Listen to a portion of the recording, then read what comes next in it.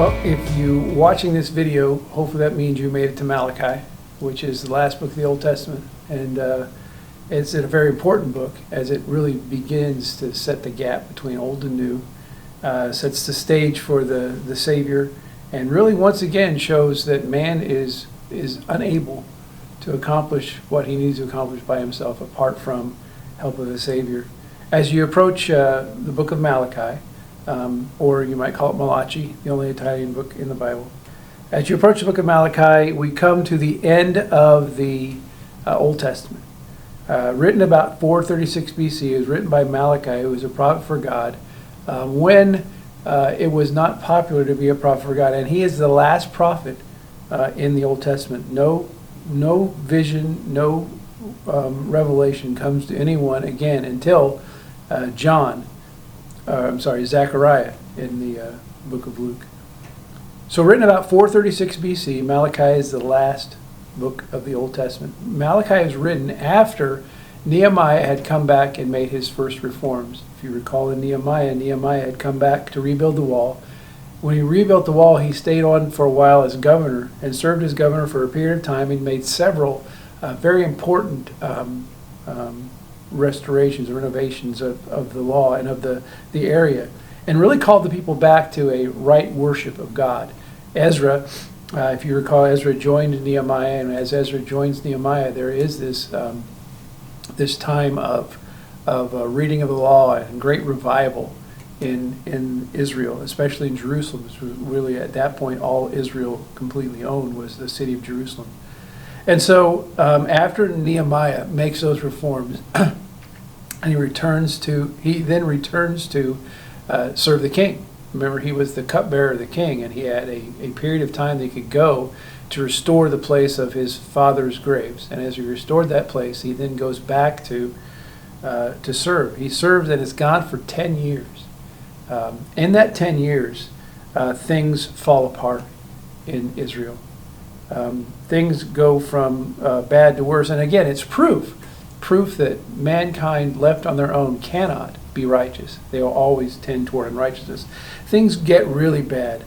Things get so bad that as the priesthood is largely not in existence, most priests have left their jobs as priests to go do something else, to have their own land, to make sure that they can get taken care of, because they're not being taken care of. There is a guy named Tobiah who is living in the temple, and he is actually a Gentile living in the temple where the stores of the temple ought to be. And things are really, really bad. Then Nehemiah comes back, and most scholars believe that because of the things that are associated in Malachi, that he is closely associated time-wise with Nehemiah's second return and Nehemiah's second set of reforms. Because if you look at what Nehemiah reforms, and you look at the things that Malachi prophesies against, they're largely in step with each other. Malachi really is, I believe, a call to avoid complacency. I preached through the book of Malachi several years ago, and I called it the danger of spiritual complacency, because that's what happens as you get used to living the way you live, as you get used to doing the things you do. Complacency gets in the way, and complacency tends to draw you away from true worship and into worship of other things and worship of yourself.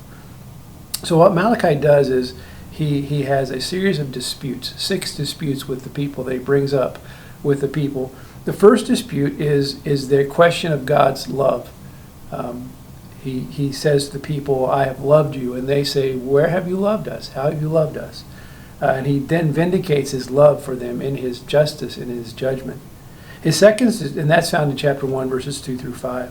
His second dispute is found in chapter 1, verses 6 through 2:9. And it's Israel's defiled offerings. Israel has now, instead of offering the things they ought to be offering, Israel is offering defiled offerings and passing them off as okay. And God condemns them for that and says they need to offer their best. The third dispute is how they've held marriage in disrepute, how they defiled their vows and how they dishonored their marriages. And God calls them back to that covenant relationship with their first wives. And that's in chapter 2, verses 10 through 16. The fourth dispute is a warning against adultery. And that's both physical and spiritual adultery, where he warns them against for that. That's found in chapters 2, verse 17 through 3:5. Fifth dispute is Israel's, again, it's Israel's defiled offerings, again called into question. Israel offering blind and lame. Israel stealing from God. Actually, he calls them, he says, how will you steal from God? And he calls them to account for that. And the sixth dispute is, again, God's love vindicated in his justice. So as you read the book of Malachi, it really sets up the place of Redeemer, because as Malachi ends, it ends with the promise of Redeemer, the promise of one who would prepare the way, and the warning against a curse. So I hope you enjoy the book of Malachi and you take it seriously as you read.